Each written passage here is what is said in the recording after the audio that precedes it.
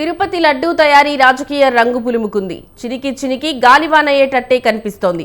ఇది ఎన్ని సుడులు తిరిగి ఏ మలుపు వద్ద ఆగుతుందో ఇప్పుడిప్పుడే అంచనా వేయలేం.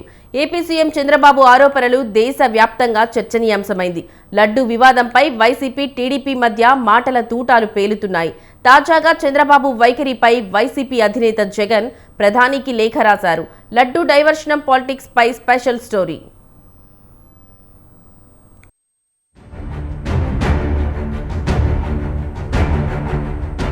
వైసీపీ పాలనలో ఆలయాలు ధ్వంసమయ్యాయని ఏపీ డిప్యూటీ సీఎం పవన్ కళ్యాణ్ విమర్శించారు.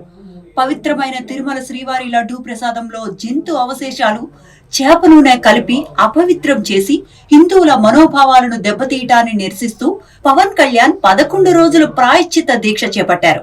గుంటూరు జిల్లా నంబూరులోని దశావతార వెంకటేశ్వర స్వామి ఆలయంలో దీక్ష చేపట్టిన పవన్ కళ్యాణ్ ప్రత్యేక పూజలు నిర్వహించారు. ఈ సందర్భంగా పవన్ కళ్యాణ్ మాట్లాడుతూ గత ప్రభుత్వంలో రథాలను తగలబెట్టారని, ఆలయాలను అపవిత్రం చేశారని ఆరోపించారు. ఏ మతమైనా సరే వారి మనోభావాలు దెబ్బతీయకూడదని పవన్ కళ్యాణ్ పేర్కొన్నారు. వైసీపీ పాలనలో అఫీషియల్ గా ఆన్ రికార్డ్ 219 గుడుల్ని అపవిత్రం చేశారు. విగ్రహాలని విధ్వంసం కావచ్చు, రథాలు తగలబెట్టడం కావచ్చు, అలాగే 300 పైచిలకు దేవాలయాలను అపవిత్రం చేశారు. ఇన్ని జరిగినా కానీ ఎప్పుడు నేను గొంతెత్తుతూనే ఉన్నాను. ఎవరి ప్రార్థనా మందిరాలు కావచ్చు, దేవాలయం కావచ్చు, మస్జిద్ కావచ్చు, చర్చి కావచ్చు, కానీ వారి మనోభావాలకి దెబ్బతినేలాగా దాడులు జరిగితే బయటికి రావాలి అని అందరూ నేను కోరుకుంటే ఆ రోజున చిలకలూరుపేట నుంచి ఉండే ముస్లిం సమాజం సోదరులు కూడా బయటకు వచ్చి ఆ రోజున మద్దతు తెలియజేశారు. సంస్కరణల పేరుతో 2019 నుంచి వైసీపీ చాలా మార్పులు తీసుకువచ్చిందని పవన్ కళ్యాణ్ అన్నారు. తిరుమల శ్రీవారి పూజా విధానాలను సైతం మార్చివేశారని విమర్శించారు. శ్రీవారి ట్రస్ట్ పేరుతో 10,000 వసూలు చేసి బిల్లు మాత్రం 500 రూపాయలకే ఇచ్చారని మండిపడ్డారు. కోట్ల మంది హిందువులు స్వీకరించే ప్రసాదాన్ని అపవిత్రం చేస్తారా అని పవన్ కళ్యాణ్ ఆగ్రహం వ్యక్తం చేశారు. దోషులకు శిక్ష పడాల్సిందేనని స్పష్టం చేశారు. చర్చిలో, మసీదులో ఇలా జరిగితే జగన్ ఊరుకుంటారా అని ప్రశ్నించారు. టీటీడీ బోర్డు అప్పుడు టీటీడీ బోర్డు బాధ్యత తీసుకోవాలి. పొలిటికల్ గా వచ్చి అలంకారప్రాయంగా ఒక్కొక్కళ్ళు వచ్చేసి దర్శనాలకి టికెట్లు ఇవ్వడానికి మీరు బోర్డు మెంబర్స్ అవ్వలేదు. మీరు ఎవరు చైర్మన్ కానీ ఈవో కానీ మీరు అక్కడ ధర్మాన్ని పరిరక్షించాలి. మీరు అక్కడ మీ ఇష్టాలకి మీరు కూర్చోబెట్టి మీ ఇష్టాలకి కాంట్రాక్ట్లు ఇచ్చుకోవడానికి మీరు టీటీడీ బోర్డుకి మీరు వెళ్ళలేదు. మీరందరూ మీ అందరికీ బాధ్యత ఉంది. మీరు నిర్ణయించుకోవాలి. ఎవరికి కోపాలు రావు, ఎవరికి వేదన రాదు, ఎవరికి బాధలు రావుంటే కుదరదు. వస్తాయి బాధలు, వేదన ఉంది, మాట్లాడతాం. మర్చిపోకండి ఎవరు గత ముఖ్యమంత్రి గారు కూడా నేను చేస్తా ఉన్నాను. జగన్మోహన్ రెడ్డి గారికి కూడా ఇదే చర్చికి జరిగితే మీరు ఊరుకుంటారా? ఒక మసీదుకి జరిగితే ఊరుకుంటారా? ఒక తిరుమలకి జరిగినప్పుడు ఎందుకు వెనకేసుకొస్తారు? రాకండి. తిరుమల లడ్డూ వివాదంలో జగన్ మీద బురద జల్లేందుకే చంద్రబాబు ప్రయత్నిస్తున్నారని మాజీ మంత్రి అంబటి రాంబాబు అన్నారు. తిరుమల లడ్డూ వివాదంపై చర్చకు సిద్ధమని సవాలు విసిరారు. చంద్రబాబు నీచ రాజకీయాలు చేస్తున్నారని మండిపడ్డారు. టీటీడీ ప్రతిష్టను దిగజార్చాలనుకుంటున్నారా అని ప్రశ్నించారు. నెయ్యిలో కల్తీ జరిగితే దానికి చంద్రబాబే బాధ్యత వహించాలన్నారు. విశాఖ స్టీల్ ప్లాంట్ అంశాన్ని డైవర్ట్ చేయడానికే చంద్రబాబు ప్రయత్నిస్తున్నారని ఆరోపించారు. ఎప్పుడూ చంద్రబాబు ప్రభుత్వమే ఉండదని అంబటి రాంబాబు అన్నారు. దీక్షలతో కూడా రాజకీయం చేసి జగన్మోహన్ రెడ్డిని మీద బురదజల్లాలని ప్రయత్నం చేయటం తప్పు కదా.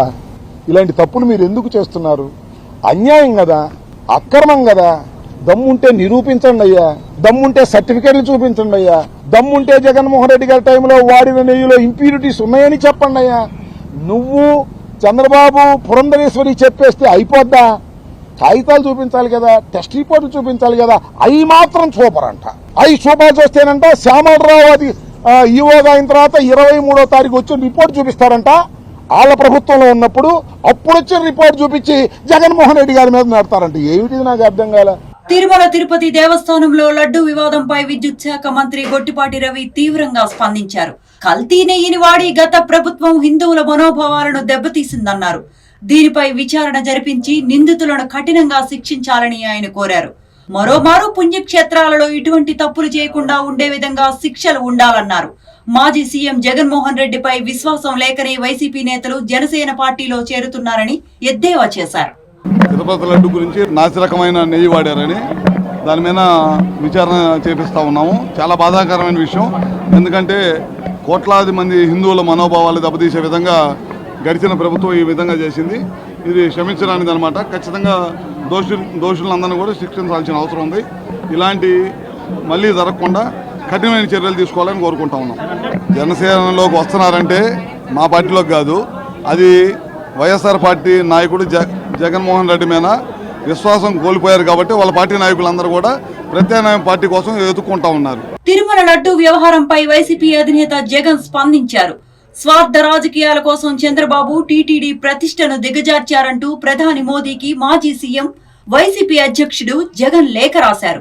స్వామివారి కోట్లాది మంది మనోభావాలు దెబ్బతిన్నాయని, సున్నితమైన అంశాన్ని రాజకీయ అవసరాల కోసం వాడుకున్నారని ధ్వజమెత్తారు. సీఎం పదవి ప్రతిష్టను దిగజార్చే విధంగా వ్యవహరించారని మండిపడ్డారు. టీటీడీ సంప్రదాయాలపై అనుమానాలు పెంచే విధంగా మాట్లాడారని అన్నారు. టీటీడీ ప్రతిష్టను దిగజార్చిన చంద్రబాబుకు బుద్ధి చెప్పాలని లేఖలో జగన్ డిమాండ్ చేశారు.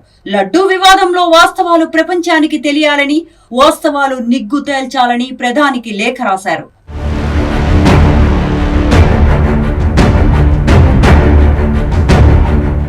భక్తుల మనోభావాలతో కుట్రపూరితమైన నీచ రాజకీయాలు చేస్తున్నారని వైసీపీ అంటోంది.